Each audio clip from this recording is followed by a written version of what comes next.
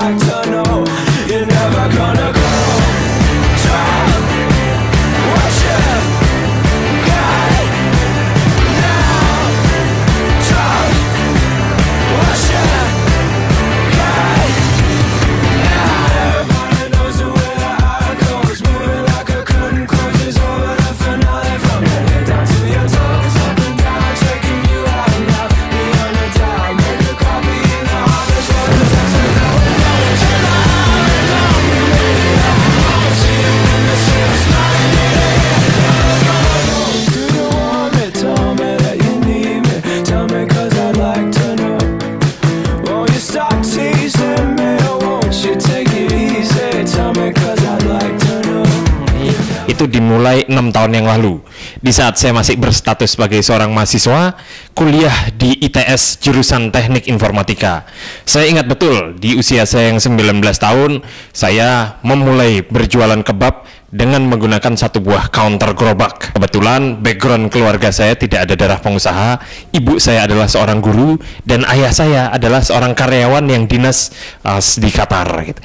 Nah, saat saya mengunjungi beliau di Qatar, di sana banyak sekali yang berjualan menu makanan kebab.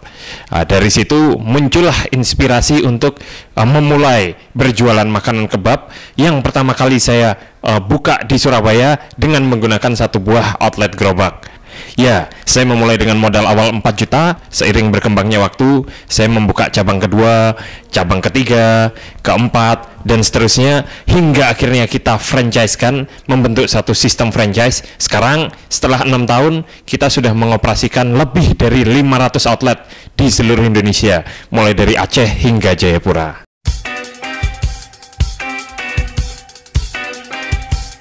Seorang mahasiswa yang masih kuliah di semester 4. Saya ingat betul, saya dicemooh oleh teman-teman kuliah saya dicemooh oleh keluarga saya. Baru semester 4, belum sempat lulus, saya memutuskan untuk lolos duluan. Istilahnya sebelum di DO, saya terpaksa harus OD, out the way. Mau bekerja pun, saya hanya menggunakan ijazah SMA yang saat itu saya miliki. Akhirnya, dengan berbekal keyakinan serta optimisme yang tinggi, saya terus melanjutkan usaha kebab ini walaupun dengan proses jatuh bangun, hingga akhirnya sekarang di awal saya memperkerjakan 1 orang karyawan, sekarang kita sudah memperkerjakan lebih dari 800 orang karyawan.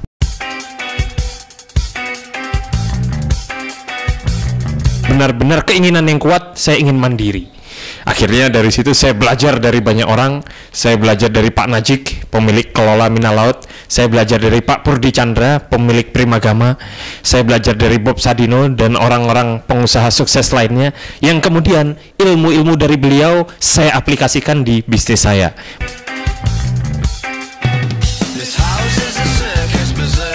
Pada saat baru seminggu berjualan, karyawan saya satu-satunya yang berjualan di outlet jatuh sakit. Wah, masa gara-gara pegawainya sakit, outletnya harus libur. Akhirnya saat itu saya memutuskan untuk berjualan sendiri. Jadi bisa dibayangkan seorang mahasiswa ITS jualan kebab pakai gerobak pinggir jalan. Dan itu saya lakukan. Delalah, saat jualan ternyata hari itu hujan deras. Dan otomatis omset penjualannya tidak begitu bagus. Ya sudah, saya syukuri saja, yang saya dapat saya syukuri, dan hari itu hasil penjualannya saya gunakan untuk membeli makan malam di warung seafood sebelah saya. Pada saat saya membayar tagihan makanan seafood tersebut, ternyata tagihannya lebih tinggi daripada omset yang saya capai saat itu. Bisa dibayangkan susahnya saat saya mencari porsi sesuap nasi saat saya ingin membeli makanan seafood. Tapi itu saya lanjutkan, saya terus lalui, dan alhamdulillah melalui semua proses jatuh bangun akhirnya bisa sampai sekarang.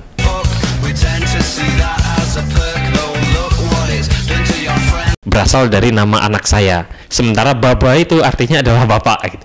Jadi kebab Turki Baba Raffi artinya kebab Turki bapaknya Raffi.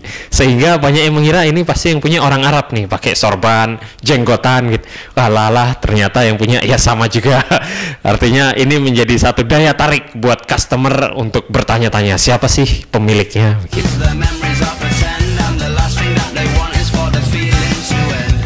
Modal awalnya pun tidak terlalu besar, akhirnya gerainya pun saya menggunakan konsep yang sangat sederhana.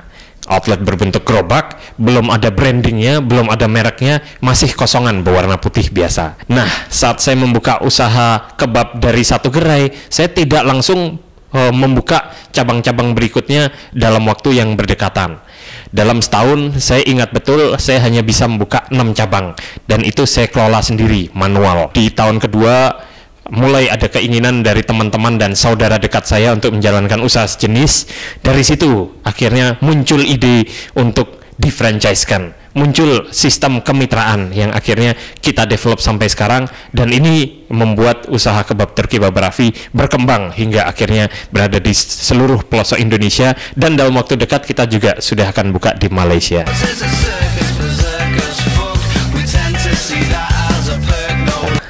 Orang tua saya mengajarkan untuk menjadi manusia yang jujur, sehingga dari situ menjadi filosofi saya tidak ingin berbuat curang kepada customer saya, kepada pelanggan saya, kepada karyawan saya, dan orang-orang di sekitar saya. Kalau itu bukan hak saya, tidak akan saya ambil. Tetapi kalau itu memang menjadi hak saya akan berjuang untuk mendapatkannya.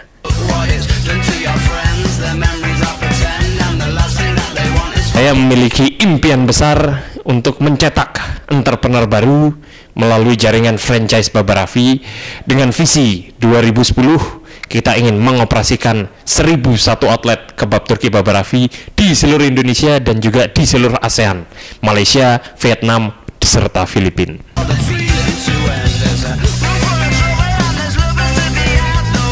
Adalah untuk terus mengembangkan jiwa entrepreneurship, baik soft skill maupun hard skillnya, karena dengan memiliki jiwa entrepreneurship maka seorang mahasiswa tersebut akan menjadi manusia yang kreatif dan tentu saja bisa menjadi manusia yang bermanfaat.